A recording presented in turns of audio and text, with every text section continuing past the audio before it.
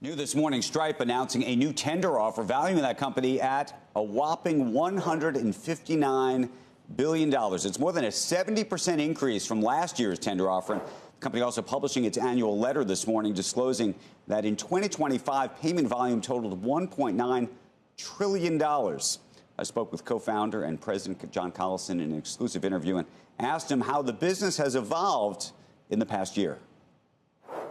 Stripe grew at 34% year over year for its payment volume.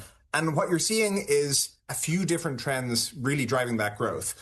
One is the continued adoption of Stripe amongst enterprises. You know, we have companies like Microsoft and NVIDIA and all these folks moving to Stripe and seeing a lot of success there. Then you have everything that's going on in AI. And obviously that's across every business in every industry. But for Stripe, we're seeing a really fast growing cohort of companies in our 2025 cohort, and obviously all the AI labs and everything running on Stripe. So AI is really acting as a tailwind for the business. And then stablecoins, you know, we talked about this, but they're finally starting to work for real world use cases. So we're seeing real stablecoin volumes.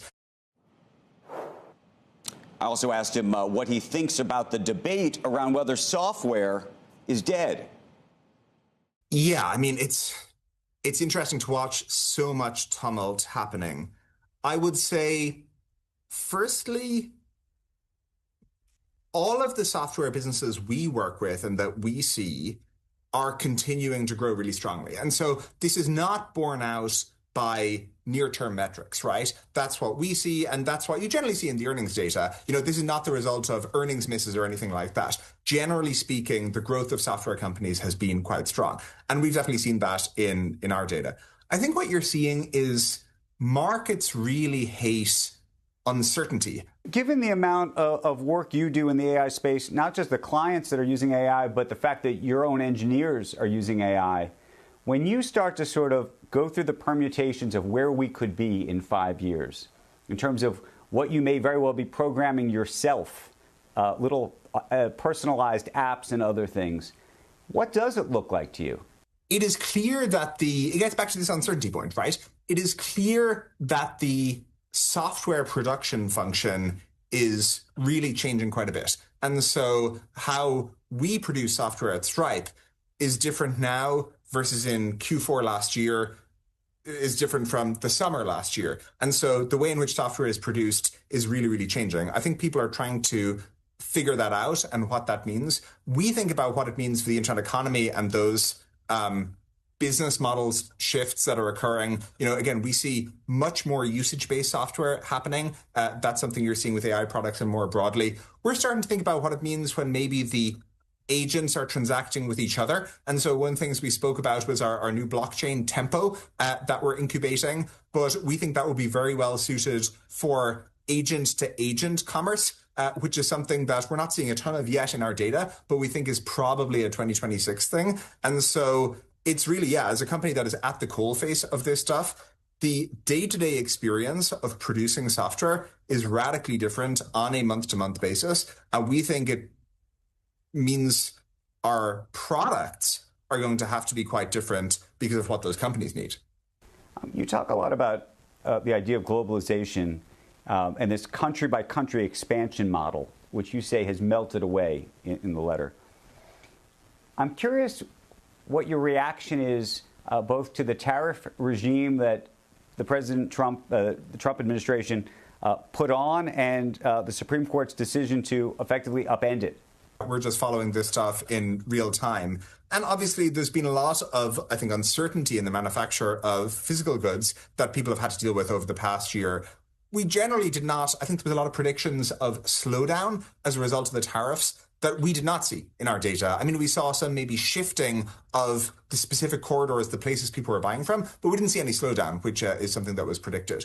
I think what we're seeing with all these digital goods is, in general, the AI explosion is one of digital products, right? That generally are not tariffed, like they're not in categories that are tariffed. And so your purchase of Claude or ChatGPT or, you know, your favorite AI product, that is just not subject to tariffs.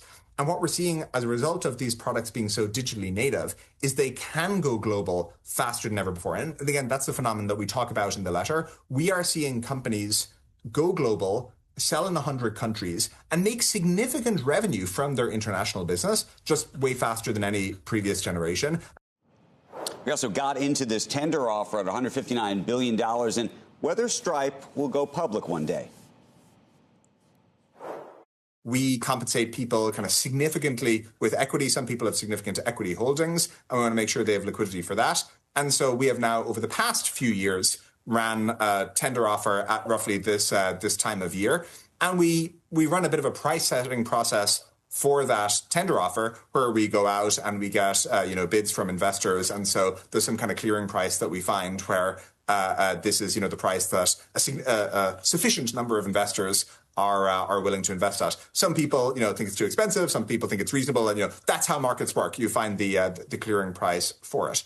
And then, people always ask us about going public, and we just think we are at this incredible moment of takeoff that's happening now, where in our business, we're growing at a very high rate. The business has accelerated in recent quarters. The business is self-funding. We're able to do so out of profits. We have brand new kind of products we need to build to serve AI companies, to serve agentic commerce. We need to serve the stablecoin explosion that's happening. Our industry is going to be completely different in 3 years' time compared to where it has been. And so we are just focused on building the right products for our users and serving their growth.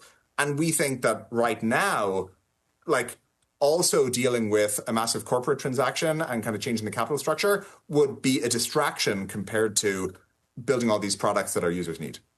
So Paul Atkins, SEC these days, says he wants to make IPOs great again. What would it take for him to make them great enough that you'd want to pursue one? I think for us, right now, this year, an IPO would be a solution in search of a problem. We have a self-funding business that's growing very well with lots of new products that we want to go create. And so we don't need extra capital right now. That's not one of our top 5 or 10 or 20 priorities.